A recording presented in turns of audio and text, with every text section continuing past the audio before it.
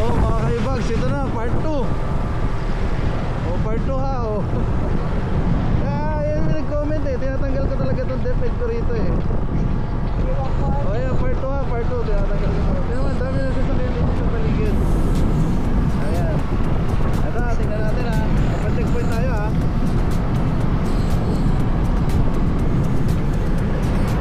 Mapatawag tayo ha, mapatawag. Mapatawag tayo ha, mapatawag.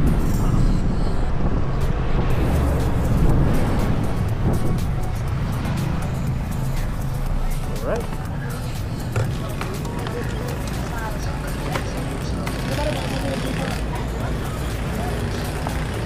Okay, mapatawag. Para legal tayo ha. Legal.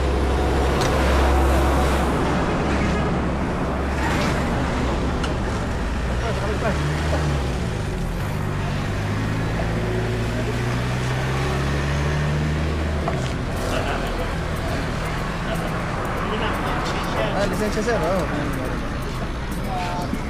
Lisensya. Alright, thank you sir. Kaya natatakot yung iba? Oh, may violation. Tataka ako eh, bakit kailangan nyo no? Mas maganda, kompleto kayo sa mga papel. Ayos ang suit nyo. Diba? Kompleto ang papeles. Lahat maayos. Diba? Oh, dapat gano'n. Oh. Di makabala kayo niyan. Sir, thank you ha.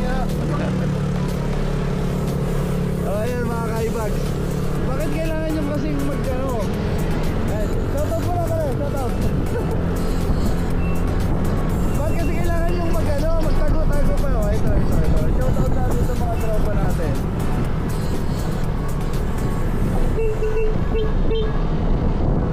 Ayun na mga kaibigan natin.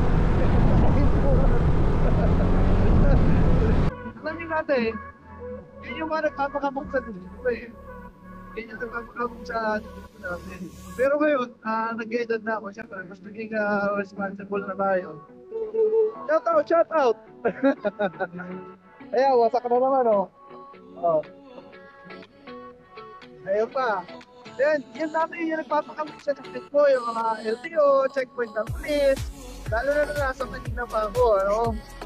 Kaya, sabi ko sa inyo mga kaibags, lalo na pag magbabiyahe kayo, malayo, ano? Mas maganda na yung maayos lahat, ano? Maayos na yung suit nyo, nakasapatos, yan. Ano pa, may helmet kayo, alam nyo naman yun eh. Kompleto ang rehistro ng motor, dala nyo yung ORCR, photocopy lang at ito. Driver's license, walang helmet.